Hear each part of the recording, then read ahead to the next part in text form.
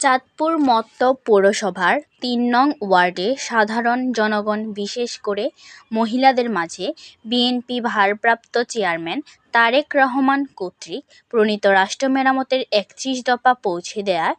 জন্য উঠোন বৈঠক ও মহিলা সমাবেশ অনুষ্ঠিত। অনুষ্ঠানে প্রধান অতিথি হিসেবে উপস্থিত ছিলেন চাঁদপুর জেলা বিএনপির সহ-সভাপতি এবং মতলব দক্ষিণ উপজেলার সাবেক উপজেলা চেয়ারম্যান আব্দুস শুকুর পাটোয়ারী, উপজেলা বিএনপির প্রবাসী কল্যাণ বিষয়ক সম্পাদক আনোয়ার হোসেনের সভাপতিত্বে ও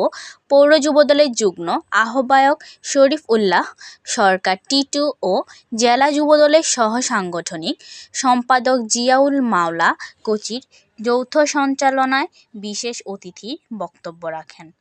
বিএনপির নেতা মোহাম্মদ জসিম উদ্দিন প্রধান, আলমগীর হোসেন রতন, মুজিবুর রহমান, জেলা যুবদলের সহ-সম্পাদক মোহাম্মদ আজিজ ঢালী,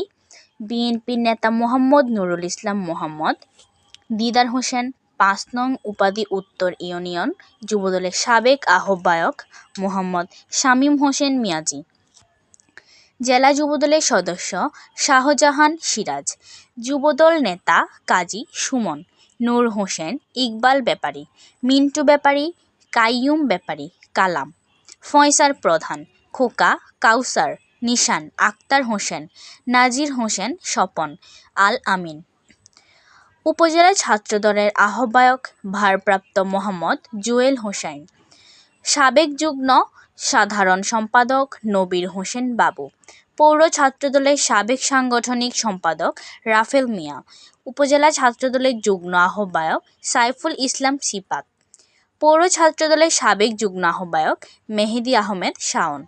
পৌর ছাত্রদল নেতা ফরহাদ, আশিকুর রহমান, তানভীর জাভেদ, সিয়াম প্রমুখ। এ সময় উপজেলা বিএনপি, যুবদল, ছাত্রদল, স্বেচ্ছাসেবক দলের সদস্যবৃন্দ ও সহস্রাধিক মহিলা উপস্থিত ছিলেন।